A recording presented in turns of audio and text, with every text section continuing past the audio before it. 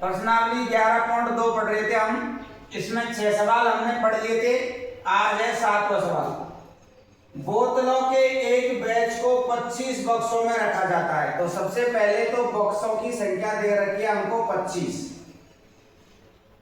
जबकि प्रत्येक बॉक्स में 12 बोतलें आती है। बोतल कितनी है? 12। बक्सों की संख्या ऊपर लिख दी, बोतलों की संख्या नीचे लिख दी। यदि इसी बैच में बोतलों को इस प्रकार रखा जाए कि प्रत्येक बॉक्स में 20 बोतल आ जाए, यानी अब बोतलों की संख्या कितनी है? 20। बॉक्स हमको ज्ञात करने, बॉक्स हमको ज्ञात करने। सबसे पहले लिखा हमने बक्सों की संख्या, नीचे लिख लिया बोतलों की संख्या। सर्वप्रथम बॉक्स कितने थे? 25, में बोतल कितनी रखी थी? 12। अब 20 बोतल है, उनको कितने बॉक्सों में रखा जाएगा वो हमको ज्ञात करना है, यानी प्रतिलोम अनुपात है। प्रतिलोम अनुपात है इसमें। तो ये हो जाएगा आपका 20 गुणा x बराबर हो जाएगा आपका 25 गुणा 12। मान x का ज्ञात करना है तो x बराबर हो जाएगा 25 गुणा 12 बटे में 20। 5 का भाग दे दिया हमने इसमें 5 बार, 5 का भाग दे दिया इसमें 4 बार, फिर 4 का भाग दे दिया हमने 12 में 3 बार। 5 और 3 बचे ऊपर, 5 और 3 को गुणा करेंगे तो कितने आ जाएंगे? 15। कितने आ जाएंगे? 15। तो यहाँ पर कितने आ जाएंगे? 15 बॉक्स। 15 बॉक्स, यानी 15 बॉक्सों में 20 बोतल रखी जा सकती है। प्रत्येक बॉक्स में 20 बोतलें भरने पर 15 बॉक्स भरे जाएंगे। कितने बॉक्स भरे जाएंगे? 15 बॉक्स। बॉक्सों की संख्या शुरू में हमको दी थी 25, उसमें बोतल कितनी रखी थी? 12। फिर हमारे पास में 20 बोतल है, उनको रखना है, उसके लिए कितने बॉक्स की आवश्यकता पड़ेगी? तो ये प्रतिलोम अनुपात है। ठीक है, प्रतिलोम अनुपात है तो 20 और x गुणा करना है और 25 और 12 गुणा करना है। x का मान ज्ञात करना है, 25 ऊपर 12, 25 गुणा 12 ऊपर और 20 नीचे। 25 में हमने भाग दिया 5 का 5 बार और 20 में दिया 4 बार। 4 का भाग दे दिया हमने 12 में कितनी बार गया? 13 बार।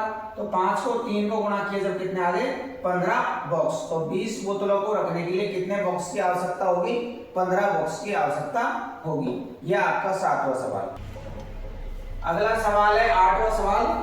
एक फैक्ट्री को कुछ वस्तुएं 63 दिन में बनाने के लिए, दिन कितने दे के हमको यहाँ 63, तो 63 लिखेंगे। 42 मशीनों की आवश्यकता है, तो मशीनों की संख्या में कितनी लिखेंगे? 42। उतनी ही वस्तुएं 54 दिन में बनाने के लिए, अब दिन दे रखे हैं 54, तो 54 कितनी मशीनों की आवश्यकता होगी? तो मशीन क्या मान लेंगे? x। देखो सबसे पहले हमको बोला है 63 दिन में बोतलें बनाने के लिए, वस्तुएं बनाने के लिए 42 मशीनों की आवश्यकता होती है। तो 54 बोतल बनाने के लिए कितनी मशीनों की आवश्यकता होगी, ये हमको ज्ञात करना है। यानी 63 दिन में जो वस्तुएं बना रही है वो कितनी मशीन बना रही है? 42। तो 54 वस्तुएं बनाने के लिए कितनी मशीन की आवश्यकता होगी वो हमको ज्ञात करना है। तो देखो इसमें प्रतिलोम अनुपात है, तो सबसे पहले हम लिख लेंगे यहाँ पर 54 गुणा x और बराबर लिखेंगे 42 गुणा 63। 42 गुणा 63, ये दोनों को गुणा करना है, इन दोनों को गुणा करना है। मान x का ज्ञात करना है, तो x बराबर हो जाएगा आपका 42 गुणा 63 और बटे में 54। 9 का भाग दे दिया, 9 7 63, 9 6 54। 6 का भाग दे दिया 42 में कितनी बार? 7 बार। तो x बराबर कितना आ गया? 7 और 7 को गुणा करेंगे कितना आ जाएंगे? 49 मशीन। 49 मशीनों की आवश्यकता होगी। फिर से समझो इसको।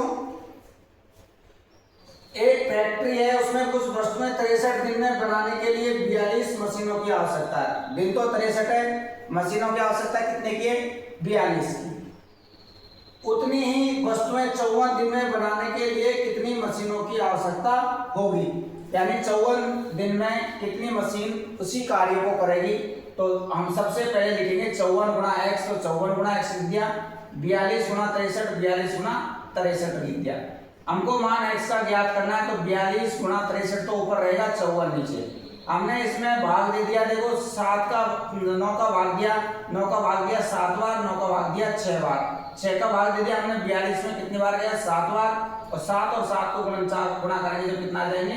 49। यानी 49 मशीनें 54 दिन में उसी कार्य को करेगी। ये था आपका 8वां सवाल। अगला है आपका 9वां सवाल।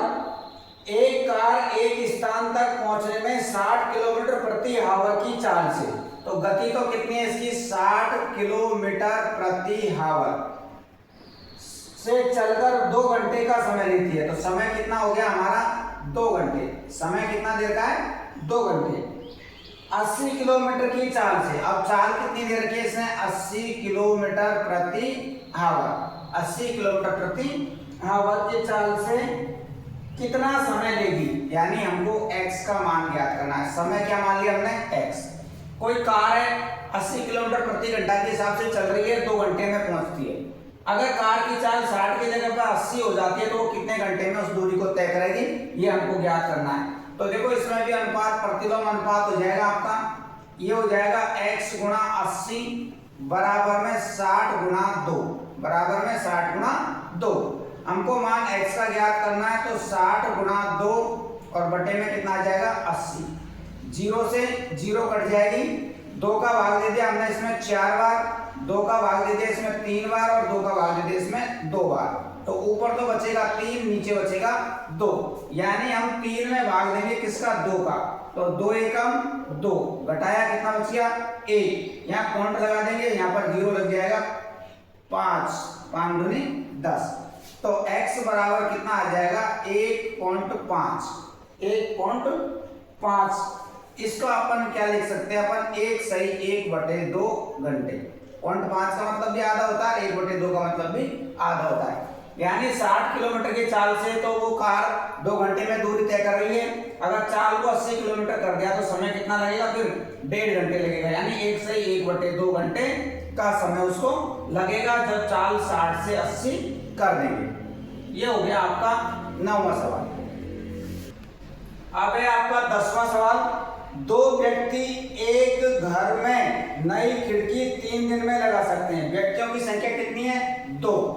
कितने दिन में लगा रहे हैं 3 दिन में। तो यहां पर कितना लिखेंगे 3। कितना लिखेंगे 3 दिन। पहला सवाल पूछा है, कार्य प्रारंभ होने से पहले एक व्यक्ति बीमार पड़ जाता है, जब यह कार्य कितने दिन में पूरा होगा। यानी अब 1-2 आदमी थे, वो उस काम को 3 दिन में कर रहे थे। तो ये 2 आदमियों में से एक आदमी बीमार पड़ गया, तो आदमी कितने बचे x, तो दिन कितने लगेंगे वो हमको ज्ञात करना है। एक फैक्ट्री है, उसमें काम कर रहे हैं आदमी 2, तो काम को कर रहे हैं 3 दिन में पूरा। इसमें से एक आदमी बीमार पड़ गया, तो कितने बचेंगे, फिर एक ही बचेगा। कितने दिन लगाएंगे वो हमको ज्ञात करना है। तो इसमें भी प्रतिलोम अनुपात है आपका। तो ये हो जाएगा आपका x गुणा 1 बराबर 2 गुणा में 3। तो x को 1 से गुणा करेंगे तो x, 3 को 2 से गुणा करेंगे तो कितना आ जाएगा 6। तो वो एक आदमी उस कार्य को कितने दिन में पूरा करेगा, कितने दिन में पूरा कर रहा है 6 दिन में। फिर अगला पूछा है, एक ही दिन में खिड़की लगवाने के लिए कितने व्यक्तियों की आवश्यकता होगी। इसका दूसरा पूछा है, व्यक्ति तो वही है, शुरुआत में व्यक्तियों की संख्या। यहां पर सबसे पहले तो व्यक्ति और दूसरा है दिन, व्यक्ति और दिन। शुरुआत में व्यक्ति 2 थे और 3 दिन में काम कर रहे थे। अब उसने कहा है कि उस काम को एक ही दिन में पूरा करना है, यानी एक ही दिन में पूरा करना है, तो कितने व्यक्तियों की आवश्यकता होगी। इसमें उल्टा हो गया, देखो शुरुआत में 2 व्यक्ति थे, 3 दिन में काम कर रहे थे। एक व्यक्ति बीमार पड़ गया, एक व्यक्ति उस कार्य को कितने दिन में करेगा। अब दूसरे सवाल में पूछा 2 व्यक्ति 3 दिन में कर रहे थे काम, तो ये यहाँ पर एक दिन में काम पूरा करना है, एक दिन में काम को समाप्त करना है, तो कितने व्यक्तियों की आवश्यकता होगी। वही इसमें प्रतिलोम अनुपात है आपका। तो ये हो जाएगा x गुणा 1 बराबर 2 गुणा 3। तो x बराबर कितना आ जाएगा 6 व्यक्ति। कितने व्यक्ति लगाने पड़ेंगे हमको 6 व्यक्ति उस काम को एक दिन में पूरा कर सकते हैं। 2 व्यक्ति इसको काम को 3 दिन में कर रहे हैं, तो एक ही दिन में अगर काम को पूरा करना तो कितने व्यक्तियों की आवश्यकता होगी 6 व्यक्तियों की आवश्यकता होगी। ये आपका 9वां सवाल। अगला सवाल है आपका 11वां सवाल। किसी स्कूल में 45 मिनट अवधि के समय की 45 मिनट है, समय कितना है 45 मिनट। 45 मिनट अवधि के 8 कालांश लगाए जा रहे हैं। कितने कालांश लगाए जा रहे हैं 8 कालांश लगते हैं। कल्पना करते हुए कि स्कूल का कार्य समय उतना ही रहता है यदि स्कूल में बराबर अवधि के 9 कालांश हो, यानी 9 कालांश हो। कितने कालांश हो गए अब? 9। तो प्रत्येक कालांश कितने समय का होगा? प्रत्येक कालांश कितने समय का होगा? सवाल में पहले दे रखा है 45 मिनट के कितने कालांश है? 8। 45 मिनट के कितने कालांश लगा रखे हैं? 8। अगर हम 8 कालांशों की जगह कितने कर दें? 9, तो वो कितने कितने मिनट के कालांश होंगे ये हमको पता करना है।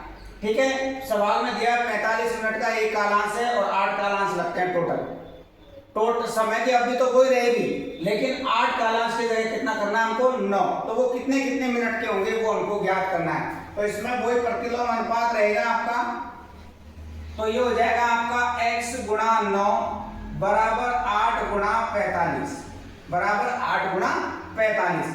तो x का मान ज्ञात करना है, ये रह जाएगा आपका 8 गुणा 45 और बटे में कितना आ जाएगा? 9। तो 9 का भाग दे दिया हमने, इसमें कितनी बार गया? 5 बार। 8 और 5 को गुणा करेंगे तो कितना आ जाएगा? 40 मिनट। 40 मिनट यानी पहले 45 मिनट के कितने पीरियड थे? 8 कालांश थे। कितने कालांश थे? 8 कालांश। अगर हम कालांशों को 8 की जगह 9 कर देते हैं, 8 की जगह कालांश कितने कर दिए हमने? 9, तो फिर वो कितने कितने मिनट के कालांश हो जाएंगे? 40 मिनट के कालांश हो जाएंगे। कितने मिनट के रहेंगे फिर कालांश? 40 मिनट के कालांश रहेंगे। ये था आपका 11वां सवाल। प्रश्नावली आपकी 11.2 समाप्त।